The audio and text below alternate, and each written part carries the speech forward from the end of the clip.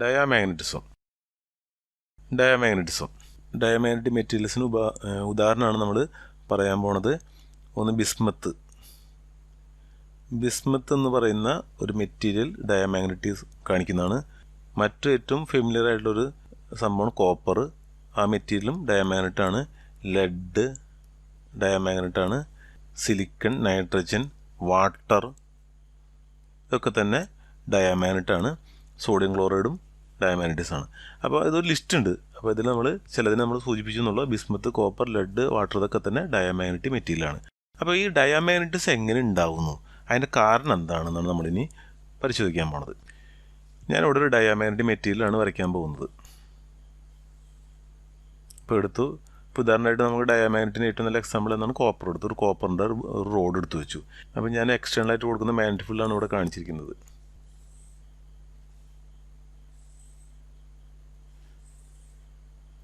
ഇങ്ങനെ കൊടുത്തു കഴിഞ്ഞാൽ ഇതിൻ്റെ ഉള്ളിൽ ഒരു മാഗ്നറ്റിസം ഉണ്ടാവും. കാരണം ആ മാഗ്നറ്റിസം ഇതിന് ഓപ്പോസിറ്റ് ആയിട്ടാണ് ഉണ്ടാകുന്നത്. അപ്പോൾ അതിൻ്റെ ഡയറക്ഷൻ ഞാൻ കാണിക്കുന്നത് ഇങ്ങനെയാണ്. ഇവിടെ അത് മാഗ്നറ്റിക് ഫീൽഡ് ഡൈപോളുകൾ ഓപ്പോസിറ്റ് ആയിട്ടാണ് ഡെവലപ്പ് ചെയ്യുന്നത്. അപ്പോൾ ചോദ്യം വരാം, എന്തുകൊണ്ടാണ് ഇങ്ങനെ ഓപ്പോസിറ്റ് ആയിട്ടുണ്ടായത്? അപ്പോൾ എക്സ്റ്റേണൽ മാഗ്നറ്റിക് ഫീൽഡിന് എതിരായിട്ടാണ് ഒരു മാഗ്നറ്റിക് ഫീൽഡ് ഇവിടെ ഡെവലപ്പ് ചെയ്ത് വന്നത്. എങ്ങനെയാണ് നമുക്ക് നോക്കാം. നമുക്ക് അതിന് വേണ്ടിയിട്ട് കോപ്പർ ആറ്റത്തൊന്ന് എടുത്തു നോക്കാം. അപ്പോൾ കോപ്പർ ആറ്റത്തിന് ന്യൂക്ലിയസ് ആണ് ഞാനിപ്പോൾ വരയ്ക്കാൻ പോണത്. ഇതാണ് കോപ്പർ ആറ്റത്തിൻ്റെ ന്യൂക്ലിയസ്. ഇതിന് ചുറ്റും ഇലക്ട്രോൺസുകൾ റൊട്ടേറ്റ് ചെയ്യാണ്. ഞാനിവിടെ ഇതിന് ചുറ്റുമുള്ളൊരു പാത്ത് വരയ്ക്കുകയാണ്. അത് ഞാൻ കുറച്ച് ഓവൽ ഷേപ്പിൽ വരയ്ക്കുകയാണ്. അത് നമുക്ക് 2 ഇലക്ട്രോൺസിൻ്റെ പാത്ത് കാണിക്കുന്നുണ്ട്. അത് തിരിച്ചറിയാൻ വേണ്ടിയിട്ടാണ് ഞങ്ങൾ ഓവൽ ഷേപ്പിൽ വരയ്ക്കുന്നത്. ഇപ്പോൾ ഒരു ഇലക്ട്രോണിൻ്റെ പാത്ത് കാണിച്ചു. ഞാൻ മറ്റു ഇലക്ട്രോൺസിൻ്റെ പാത്തും കാണിക്കാൻ പോവുകയാണ്.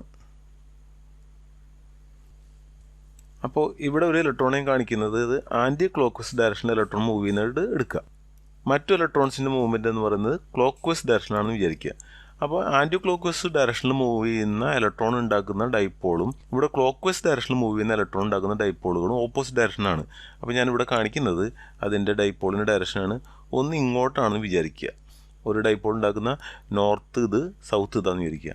വേറെ ഇലക്ട്രോൺ ഉണ്ടാക്കുന്ന ഡൈപോൾ എന്ന് പറയുന്നത് ഇങ്ങനെയായിരിക്കും. ഇവിടെ ആയിരിക്കും നോർത്ത്, ഇവിടെ ആയിരിക്കും സൗത്ത്. അപ്പോൾ ഒരു ആറ്റത്തിൽ കോപ്പർ ആറ്റം എടുത്തു കഴിഞ്ഞാൽ ഔട്ടർ ഷെല്ലിൽ 2 ഇലക്ട്രോണുണ്ട്. ആ 2 ഇലക്ട്രോൺസും അതൊരു മാഗ്നറ്റിക് മൊമെൻ്റ് ഉണ്ടാക്കുന്നുണ്ട്. പക്ഷേ ആ മാഗ്നറ്റിക് മൊമെൻറ്റ് പരസ്പരം ക്യാൻസലായിപ്പോയി. കാരണം എന്താണ്? ഒരെണ്ണം ഉണ്ടാക്കിയ അത്ര തന്നെ മാഗ്നറ്റിക് ഫീൽഡ് വേറെ ഇലക്ട്രോൺ ഉണ്ടാക്കുന്നുണ്ട്. അപ്പോൾ ഒരാൾ ക്ലോക്ക് വൈസ് ഇറങ്ങുന്നു, മറ്റൊരാൾ ആൻറ്റി ക്ലോക്ക് വൈസ് ഇറങ്ങുന്നു. അപ്പോൾ ക്ലോക്ക് വൈസ് ഇറങ്ങുന്ന ഇലക്ട്രോൺ ഉണ്ടാക്കുന്ന magnetic moment anti clock vice ഇറങ്ങുന്ന ഇലക്ട്രോൺ ഉണ്ടാക്കുന്ന മാഗ്നറ്റിക് ഫീൽഡ് തമ്മിൽ ക്യാൻസലായിപ്പോയി. ഇനി നമ്മൾ ഇങ്ങനെ ഇരിക്കുന്ന അവസ്ഥയിൽ നമ്മൾ എക്സ്റ്റേണലായിട്ട് ഫീൽഡ് കൊടുക്കുകയാണ്. അപ്പോൾ ഞാനിവിടെ കാണിക്കുകയാണ്, ഇവിടെ തന്നെ കാണിക്കുകയാണത്. എക്സ്റ്റേണലായിട്ട് ഫീൽഡ് കൊടുത്തു. ഇങ്ങനെ കൊടുത്തു കഴിഞ്ഞാൽ ഇതിൽ ഓപ്പോസിറ്റായിട്ട് നിൽക്കുന്ന മാഗ്നറ്റിക് മൊമെൻറ്റിൻ്റെ വാല്യൂ കൂടുകയാണ് ചെയ്യുന്നത്. അപ്പോൾ ഞാനത് കുറച്ച് വലുതാക്കി വരയ്ക്കുകയാണ് ചെയ്യുന്നത്. ഇതിൻ്റെ വാല്യൂ കുറച്ച് കൂടി കിട്ടും. അതേ സമയത്ത് ഇതിൻ്റെ ഡയറക്ഷൻ നിൽക്കുന്ന മാഗ്നറ്റിക് മൊമെൻറ്റ് വാല്യൂ കുറയണം. അപ്പോൾ കുറഞ്ഞതായിട്ടാണ് ഇവിടെ കാണിക്കുന്നത്. ആദ്യം നമുക്കിത് രണ്ടും തുല്യമായിരുന്നു. രണ്ടും തുല്യമായതും ക്യാൻസലായി പോയി. ഇപ്പോൾ എന്ത് പറ്റി? ഈ നമ്മൾ കൊടുത്ത മാഗ്നറ്റിക് ഫീൽഡിൻ്റെ ഡയറക്ഷനിലുള്ള മാഗ്നറ്റിക് മൊമെൻറ്റ് ചെറുതായി, അതിൻ്റെ വാല്യൂ സ്ട്രെങ്ത്ത് കുറഞ്ഞു. ആ സമയത്ത് ഓപ്പോസിറ്റ് കൂടി. അപ്പോൾ ഇങ്ങനെ വരുമ്പോൾ ഇതെന്ത് പറ്റും? ഈ ആറ്റം നെറ്റ് മാഗ്നറ്റിസം കാണിക്കും. അതായത് ഇതും ക്യാൻസൽ ആവുന്നില്ല. ഒന്നിൻ്റെ വാല്യൂ കുറഞ്ഞു, മറ്റൊന്നിൻ്റെ വാല്യൂ കൂടി. അപ്പോൾ ഓപ്പോസിറ്റ് ആയിട്ടുള്ള മാഗ്നറ്റിക് മൊമെൻ്റ് ആണ് കൂടുന്നത്. അപ്ലൈഡ് മാഗ്നറ്റിക് ഫീൽഡിന് ഓപ്പോസിറ്റ് ആയിട്ടുള്ള മാഗ്നറ്റിക് മൊമെൻറ്റ് കൂടുന്നതുകൊണ്ട് ഇതൊരു നെറ്റ് മാഗ്നറ്റിസം ഈ ഡയറക്ഷനിൽ കാണിക്കും. അപ്പോൾ ആ ഡയറക്ഷനാണ് ഞാൻ കാണിക്കുന്നത്. ഈ ഡയറക്ഷനിൽ കാണിക്കും. അതാണ് ഇവിടെ ഇങ്ങനെ ഒരു മാഗ്നറ്റിസം ഡെവലപ്പ് ചെയ്യാനുള്ള കാരണം. അപ്പോൾ ഇത് ഡയാമാഗ്നറ്റാണ്. അപ്പോൾ ഡയാമാഗ്നറ്റ് എന്ത് ചെയ്യും? ഈ മാഗ്നറ്റിക് ഫീൽഡ് ഇൻട്രാക്ട് ചെയ്യാൻ പാടില്ല. അപ്പോൾ ഇതുണ്ടാക്കുന്ന മാഗ്നറ്റിക് ഫീൽഡിൻ്റെ ഡയറക്ഷൻ ഇങ്ങനെയാണ്. ഞാനിപ്പോൾ ഒരു ജസ്റ്റ് ഇങ്ങനെ കാണിക്കുകയാണ്. ഇങ്ങനെയാണ്. അപ്പോൾ ഈ ഫീൽഡ് ഉള്ളതുകൊണ്ട് ഈ ഫീൽഡിന് പുറത്തുനിന്നുള്ള ഫീൽഡിനെ അത് റിപ്പൽ ചെയ്ത് കളയും. അപ്പോൾ റിപ്പൽ ചെയ്ത് കളഞ്ഞാലുള്ളൊരു ചിത്രമാണ് ഞാൻ വരയ്ക്കാൻ പോകുന്നത്. അപ്പോൾ ഇതിൻ്റെ ഒരു ഈ മാഗ്നറ്റ് ആയി കഴിഞ്ഞതിന് ശേഷമുള്ള ചിത്രം നോക്കി കഴിഞ്ഞാൽ ഇങ്ങനെയാണ് നിങ്ങൾക്ക് കാണാൻ പറ്റുക. ഇങ്ങനെ വന്നിട്ട് അതിന് പുറത്തുകൂടെ പോയി ഇങ്ങനെ വരും. ഇങ്ങനെ വരുന്ന ഫീൽഡ് നേരെ പുറത്തുകൂടെ കയറി ഇങ്ങനെ പോകും.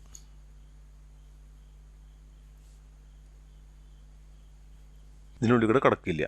അപ്പോൾ ഈ മെറ്റീരിയൽ ഏത് മെറ്റീരിയലാണെന്ന് ചോദിച്ചത് ഡയാമാഗ്നറ്റ് ആണെന്ന് മനസ്സിലാക്കാൻ പറ്റും. അപ്പോൾ ചിലപ്പോൾ ഒരു പരീക്ഷയ്ക്ക് ചോദിക്കുന്നത് ഇത്തരം ചിത്രം വന്നിട്ട് ഇത് ഏത് മെറ്റീരിയലാണെന്ന് ഐഡൻറ്റിഫൈ ചെയ്യാൻ പറയും. അത് ഡയാമാഗ്നറ്റ് ആണ്. ഡയാമാഗ്നറ്റ് എക്സ്റ്റേണൽ ഫീൽഡിനെ റിപ്പൽ ചെയ്ത് കളയും. അതുകൊണ്ടാണ് പുറത്തുകൂടെ പോകുന്നത്.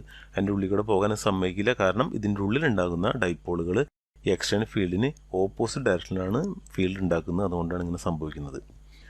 ഈ ഡയാമാഗ്നറ്റിസമായിട്ട് ബന്ധപ്പെട്ട് വരുന്ന മറ്റൊരു പ്രധാനപ്പെട്ട ഇഫക്റ്റാണ് മിസ്നർ ഇഫക്റ്റ്. മിസ്നർ ഇഫക്റ്റ് നമുക്കൊന്നത് ഒന്ന് പരിചയപ്പെടാം. ഇപ്പോൾ ഞാനൊരു സൂപ്പർ കണ്ടക്റ്റിംഗ് മെറ്റീരിയൽ എടുക്കുകയാണ്. ഇപ്പോൾ ഇതാണ് സൂപ്പർ കണ്ടക്റ്റിംഗ് മെറ്റീരിയൽ. ഈ സൂപ്പർ കണ്ടക്റ്റിംഗ് മെറ്റീരിയൽ നമ്മൾ തണുപ്പിച്ച് കഴിഞ്ഞാൽ, സൂപ്പർ കണ്ടക്റ്റിംഗ് മെറ്റീരിയൽ എന്ന് പറയുന്നത് അത് ടെമ്പറേച്ചർ കുറച്ച് വന്നു കഴിഞ്ഞാൽ മെറ്റീരിയൽസ് സൂപ്പർ കണ്ടക്ടറായി മാറുകയാണ് ചെയ്യുന്നത്. അപ്പോൾ സാധാരണ മെറ്റീരിയൽ ആയിരിക്കും. ആ സാധാരണ മെറ്റീരിയലിനെ നമ്മൾ തണുപ്പിച്ച് കഴിഞ്ഞാൽ, ടെമ്പറേച്ചർ കുറച്ച് കഴിഞ്ഞാൽ ഈ മെറ്റീരിയൽ ഡയാമാഗ്നറ്റിക് പ്രോപ്പർട്ടി കാണിക്കും. ഡയാമാഗ്നറ്റിക് പ്രോപ്പർട്ടി കാണിച്ച് കഴിഞ്ഞാൽ ഇതേപോലെ നമ്മൾ ഫീൽഡിനെ റിപ്പൽ ചെയ്ത് കളയും. ഈ ഫിനോമിനയാണ് മിസ്നർ ഇഫക്റ്റ് എന്ന് പറയുന്നത്. അപ്പോൾ നമ്മുടെ ഒരു മെറ്റീരിയൽ എടുത്ത് അതിൻ്റെ ടെമ്പറേച്ചർ കുറച്ച് വന്നു കഴിഞ്ഞാൽ ഒരു പർട്ടിക്കുലർ ടെമ്പറേച്ചറിൽ ഈ മെറ്റീരിയൽ സൂപ്പർ കണ്ടക്ടർ ആവും. അതിൻ്റെ ഒപ്പം തന്നെ അത് ഡയാമാഗ്നറ്റിക് പ്രോപ്പർട്ടി കാണിക്കുകയും ചെയ്യും. ആ സമയത്ത് മാഗ്നറ്റിക് ഫീൽഡിനെ റിപ്പൽ ചെയ്ത് കളയും. ഈ ഇഫക്റ്റാണ് നമ്മൾ മിസ്നർ ഇഫക്റ്റ് എന്ന് നമ്മൾ പറയുന്നത്.